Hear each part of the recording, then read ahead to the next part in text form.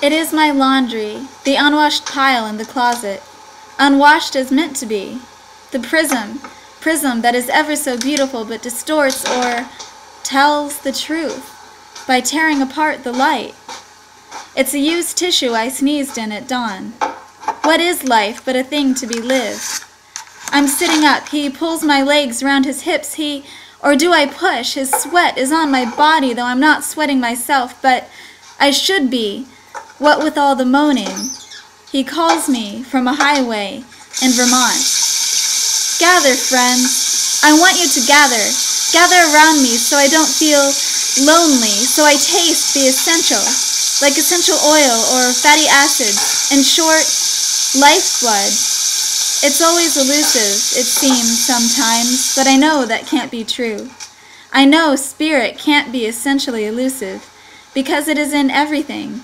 Is everything. A pile of leaves has fallen onto my patio. A pile of leaves, and hidden inside is a fluff of dead bird feathers. I've looked at that sacred pile for 3 days now. I call him from a bedroom in California, but he must be on the highway because he doesn't answer. The human form is lovely, since it extends from something else. A hand placed on the curve of a waist is like a deeper act. Is like what? Like a prayer. But that's not quite the word. There is no word, because a hand placed on the curve of a waist, if done with love, is the wordless state. Pre-verbal, or maybe post-verbal, it makes little difference. What is life but a thing to be loved? What is love but her curly hair? When I pull on it lightly and let go, it springs back toward her head. That was a decade ago. And now she's just across town, though really, I've been thousands of miles away. Today, I will be a woman. I've set this goal for myself, but the setting of goals seems vaguely suspicious. Today, I will be a poet? Maybe that's better. Still, poet or woman, neither can really capture it. Neither can aptly describe my warm epicenter. Or anyone's, for that matter. To discard of categories, that would be the truth. A drop of his spit in my mouth is the end of the world, or the inception of something beautiful. I wish you were here. I want to dream of your smell. Last night I dreamed I was in a pink nightie, and you were sitting over me in bed, but I couldn't smell you, sweet and earthy, bananas and shampoo and skin. I want you here to touch you, but I want to touch everything in my life, or what will be, now hangs over me like a mobile, reassurance out of grasp. I will buy a feeder for my totem, the hummingbird. You say, of course the hummingbird is my totem. Of course, it's obvious, because I'm always in motion. That misses the mark, I think, or tells only part of it. The motion is constant. It's propelling myself that's the challenge. I found a black hat today. Put it on thinking it was mine, but realized it was yours. Do you know what's missing? Are you looking for it right now? Thinking about that same black hat? I want to scream so acidic I can taste it leaving my mouth. Could have screamed this morning, but didn't. Chirped instead. As the doctor sliced the embedded glass from my foot, like plasma being pulled from my stomach as I read the words E sent me last night. What does it mean, anyway, I can change? Revelation or desperation? Is there a difference? I think maybe they're the same in the end. Or one is birthed by the other. Good Lord, the last decade has been internal combat. And now, after all, to become someone else's muscles? To be his thighs and biceps? It can't be done. Can it?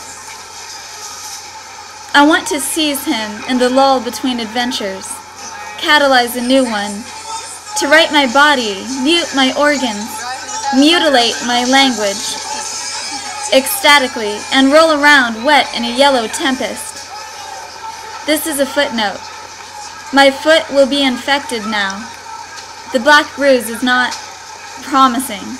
I want a blue bonnet and daisies, to wear the daisies and smell the blue bonnet. That would be mercy. But I can't drift slowly into the night.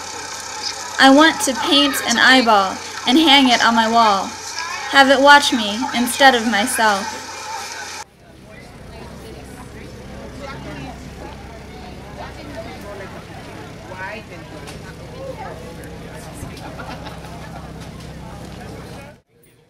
I have a mattress on a wood floor, a pair of silver shoes by my head, a lover still asleep. What does one say, after all? When new beings pass you, surround you gracefully while blocking out the former, you want to reconnect to something formative. You want to expand your skin into new shapes. I am no longer 21. I have a soul that passed nearly 3 decades of life, held in separate shoeboxes for a while.